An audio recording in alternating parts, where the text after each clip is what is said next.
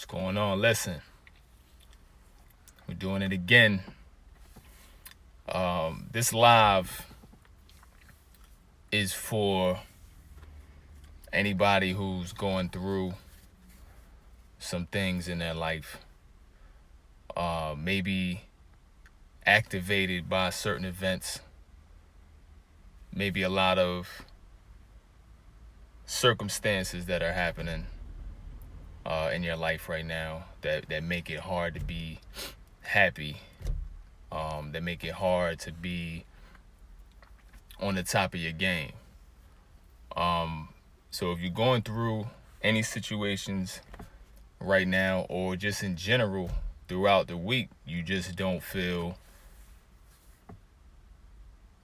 you don't feel your best. Um,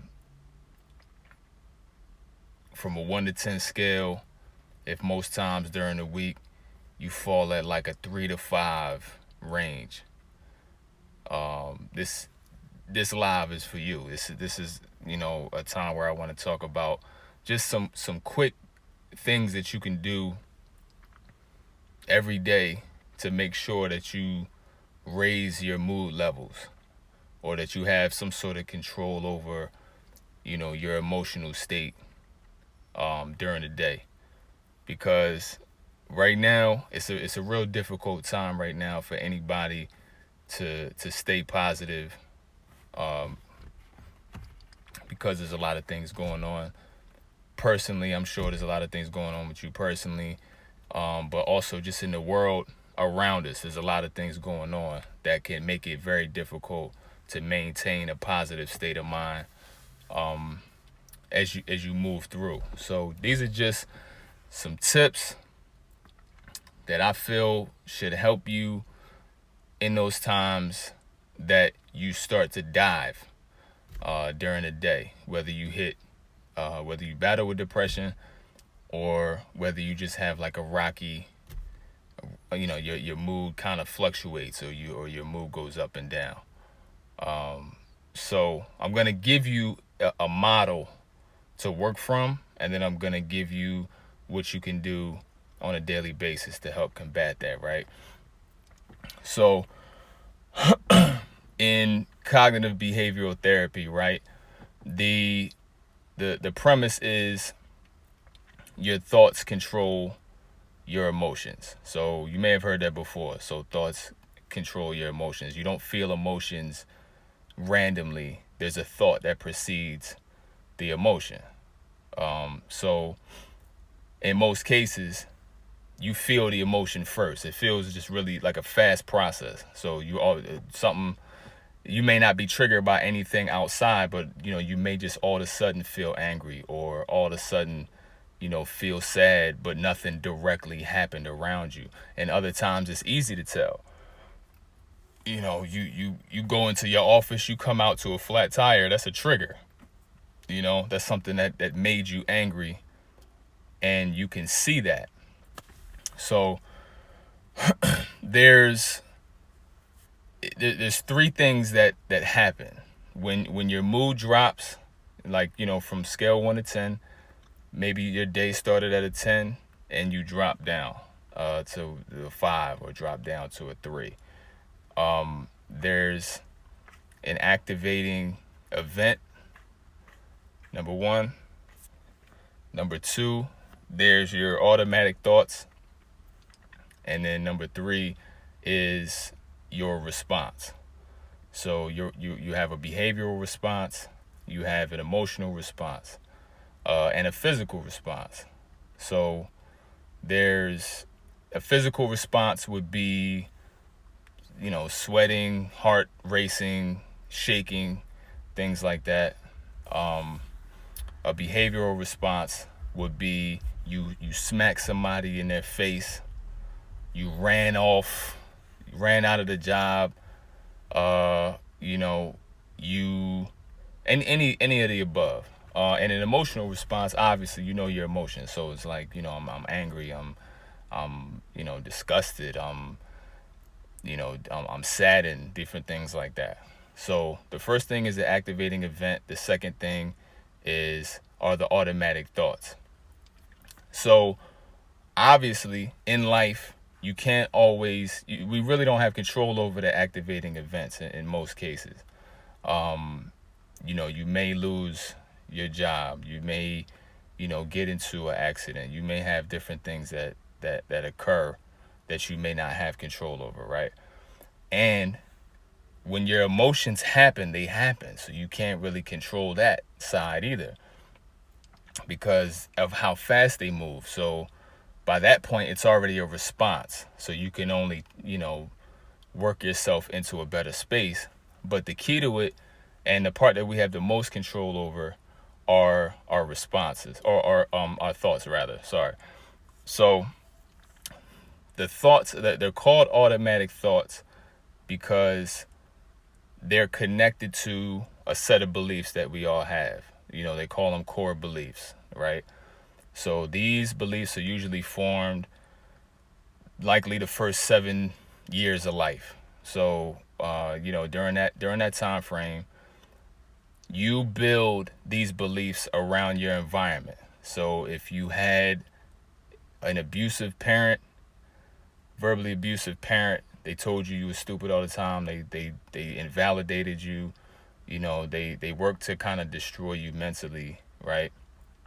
Your core belief, it'll probably destroy your self-esteem, so that when you grow up, your belief system has to do with you not being worthy of being loved, right?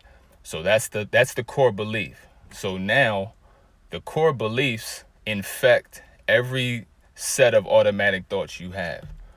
So it's almost like a mothership like concept, and it's connected to all the little ships, which would be the thoughts that you have. So your thoughts are colored by your set of beliefs, which is why you can say the same comment to 3 different people and they'll have 3 different reactions. One might brush it off. One might really smack you in the face. One might start crying, but it may be the same exact comment. So that's the difference, is the set of beliefs that you have.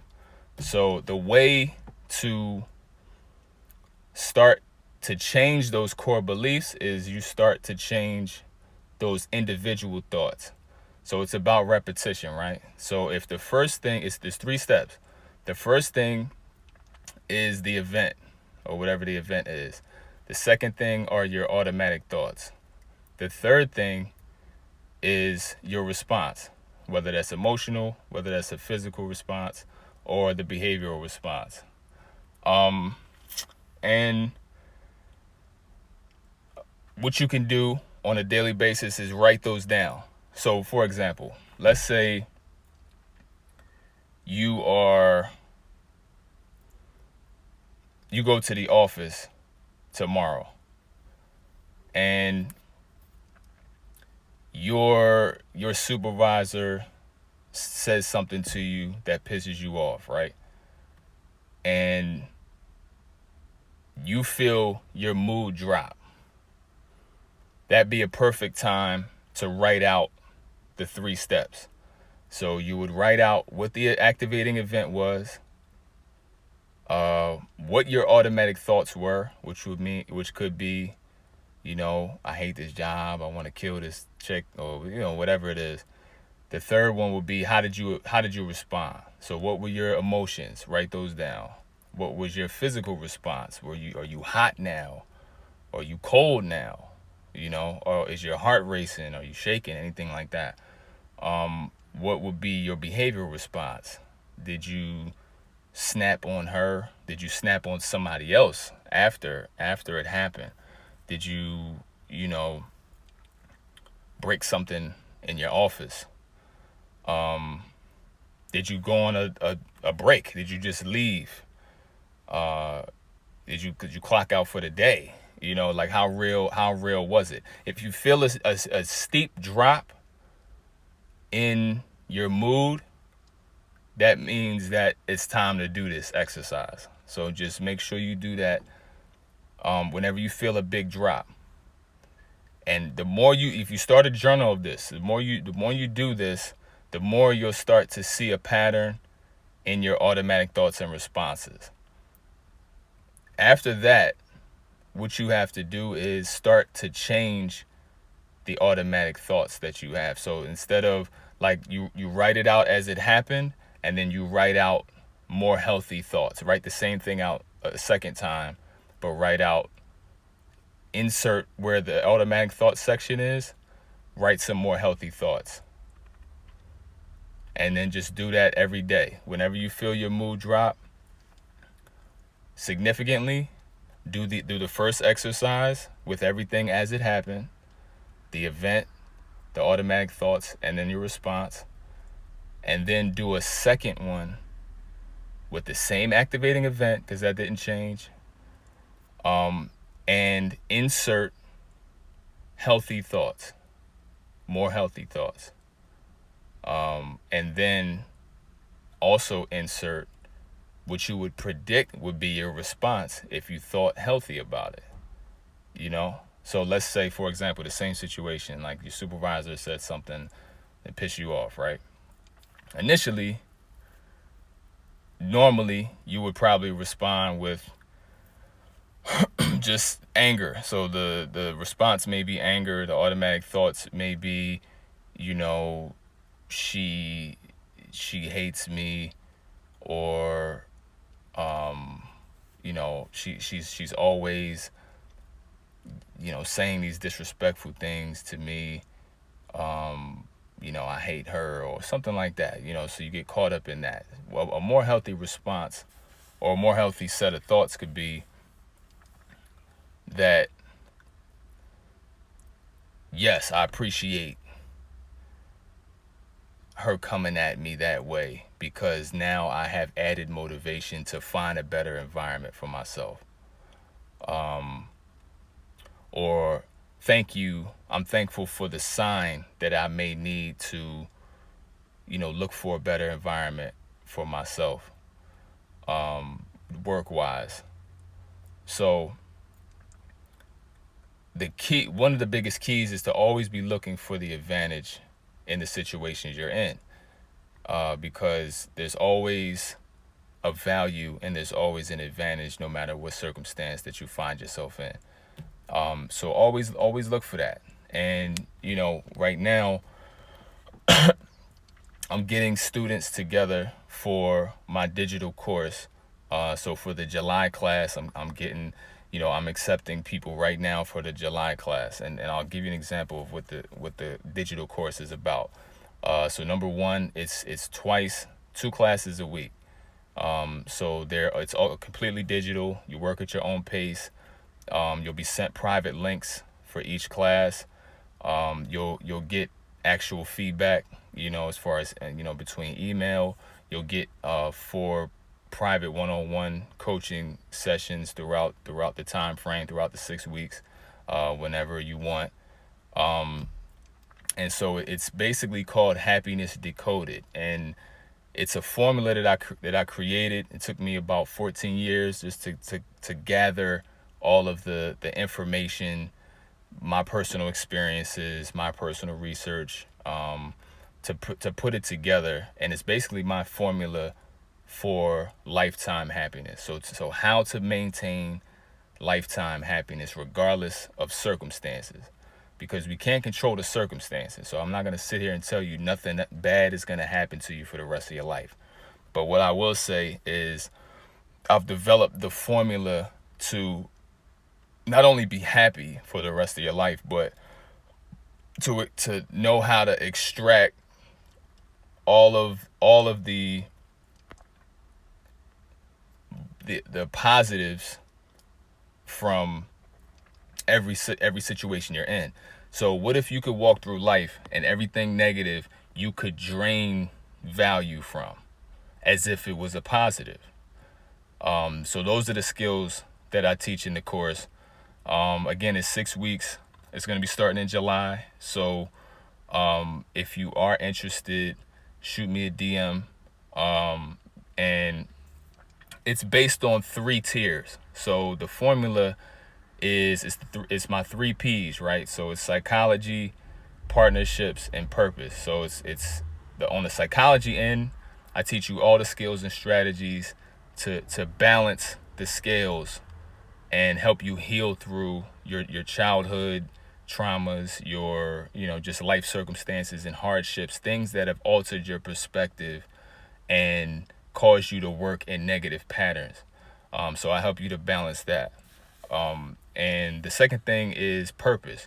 So the second module being purpose, I help you to develop your life purpose based on your life events. So I do a lot of timelines and things like that, and just different events that you've gone through, different time periods in your life, different interests, different goals you had.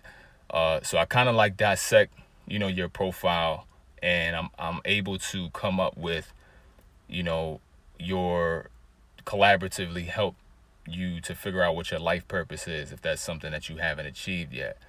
So that's the purpose phase.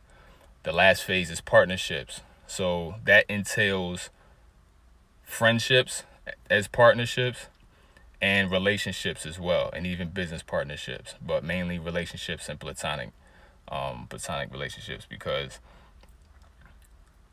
it's my belief that you can't just achieve happiness by doing the psychology part, because if psychologically you're doing well but you don't have a life purpose, you're not fulfilled totally. If you just have a life purpose but you're working through negative patterns, negative thinking patterns, you're going to sabotage the success of your purpose. If you have the first two, but then you have toxic partnerships or toxic relationships, that'll sink the ship faster than you can believe. So it's about balancing your psychology, upgrading your mental health. It's about finding and pursuing your life purpose, and it's about balancing the the relationship patterns, the dating patterns, the way you choose your friends, the way you choose your mates. That is critical to life.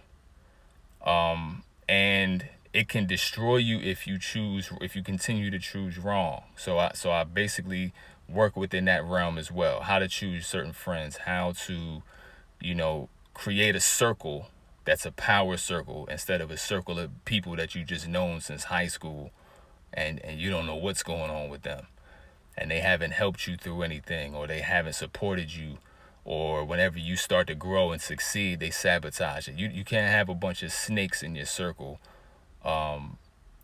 and neither can you have a toxic partner who has that close of an access to you, because once you top off all three, this course helps you to hit your peak at all three and have the skills to maintain that growth moving forward. So you'll be vibrating at top levels. Your frequency will be top levels. The people you attract will be based on where you are and not based on your brokenness or based on your trauma. You don't want to continue to form relationships with people who share your trauma, who haven't started the healing process, or are still connected to that.